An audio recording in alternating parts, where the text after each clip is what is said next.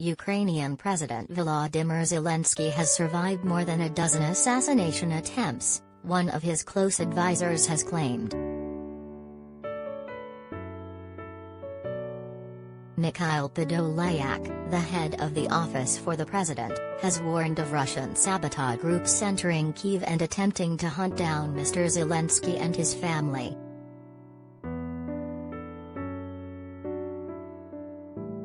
But he said a very powerful network of intelligence and counterintelligence had foiled the attempted attacks and the attempted killers had been liquidated before they reached the president.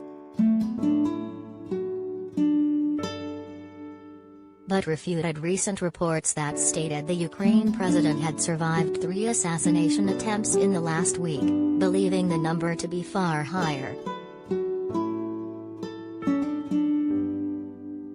Speaking to Pravda.com, Mr Podolyak said, "Our foreign partners are talking about 2 or 3 attempts. I believe that there were more than a dozen such attempts."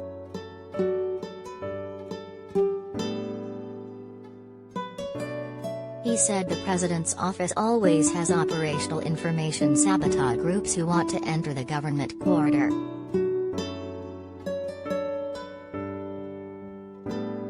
But these groups are tracked by the intelligence agencies, he said, and liquidated before they arrive.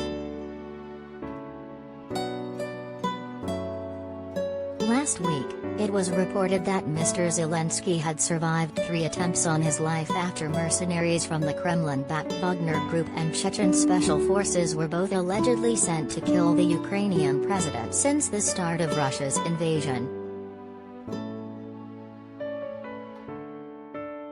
The assassins were foiled by subversive anti-war members within Russia's Federal Security Service, FSB, Russia's successor to the KGB, who alerted Ukraine officials, The Times reported.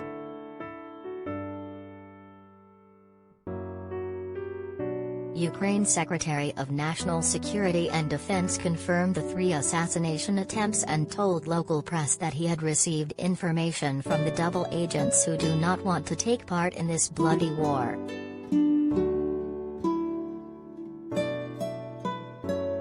One of the groups that reportedly tried to kill Mr Zelensky, 44, was the Wagner Group, which has 400 members located in Kyiv as members infiltrated Ukraine with a 24-name kill list. If the attempt was successful, Russian President Vladimir Putin would have been able to deny any involvement. At the end of last month, the highly trained operatives were said to be waiting for the green light from the Kremlin to pounce, with their hit list also including Ukraine's Prime Minister, the entire cabinet, Mayor of Kyiv Vitaly Klitschko and his brother Vladimir, both boxing champions who have become iconic figures on the front lines of the capital.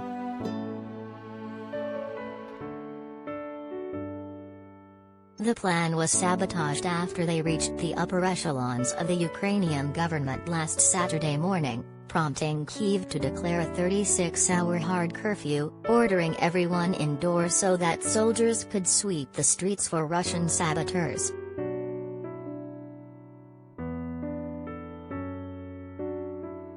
A source with knowledge of the Wagner Group's activities told The Times that between 2,000 and 4,000 mercenaries had actually arrived in Ukraine in January, but with different missions.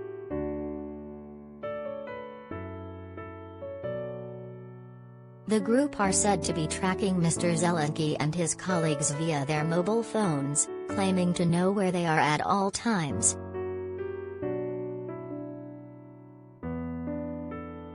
A Chechen hit squad also attempted to kill Mr Zelensky on March 1 after the Secretary of National Security and Defense said they encountered 2 death squads, Fox News reported.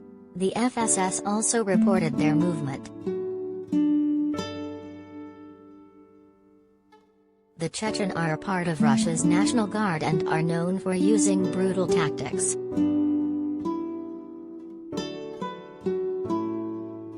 Mr Podolyak's comments come after Mr Zelensky yesterday channeled Winston Churchill's wartime defiance as he delivered a historic address to the House of Commons from his war-ravaged country, vowing "We will not give up."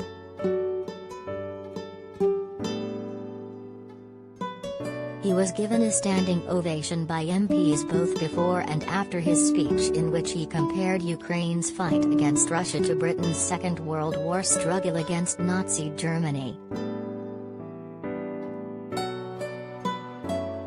Drawing on Churchill's iconic "We shall fight them on the beaches" wartime address in June 1940, he said Ukrainians will fight against Moscow's forces on land, sea and in the air.